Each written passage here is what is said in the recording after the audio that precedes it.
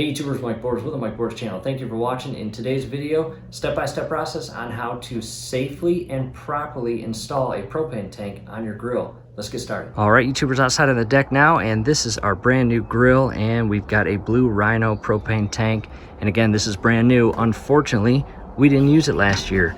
And while it sat in storage during the winter, it gathered a lot of dust and a lot of cobwebs. So we are going to clean all that off at a later date. However, we need to reposition this grill to gain access to the back portion where the tank will sit, as well as connect to the regulator. At this point, I reposition the grill to gain access to the platform that the tank will rest on, and right here is your regulator. And very important, prior to connecting this to your tank, clean this. Make sure there's no dust, grease, grime, leaves, dirt, cobwebs, nothing. Make sure this entire threaded insert of your regulator is clean. From here, set that aside, direct your attention to your tank. And with the blue Rhinos, you got a blue cap. Prior to pulling that off, verify that your propane tank shutoff valve is closed. And as you can see here, close the right arrow, give it a good turn clockwise just to verify again that it's closed. From here, carefully pull your cap off.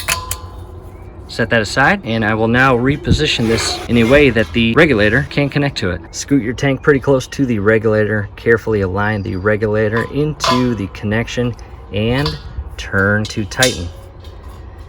And you want it on there pretty snug.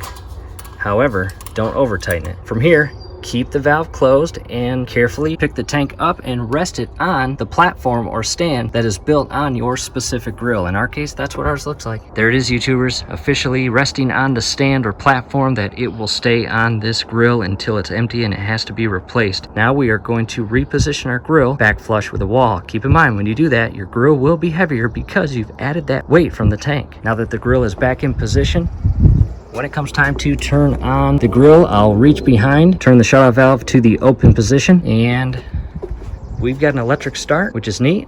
Yours may or may not have that. And that is it, YouTubers. Your tank is now ready to go. And it's always important to not leave that propane tank on when you are not using this grill. Always turn it off after using this grill. From here, YouTubers, do us a favor. Below the video, you'll see the thumbs up icon. Click on that, like the video, subscribe to the channel. Definitely ring your YouTube bell. That would be very helpful to us, and we would really appreciate it. Thanks again for watching. A couple sirloin steaks are on, heating up. Ooh, they smell good. The wife marinated them. Yummy, yummy. That smelled really good.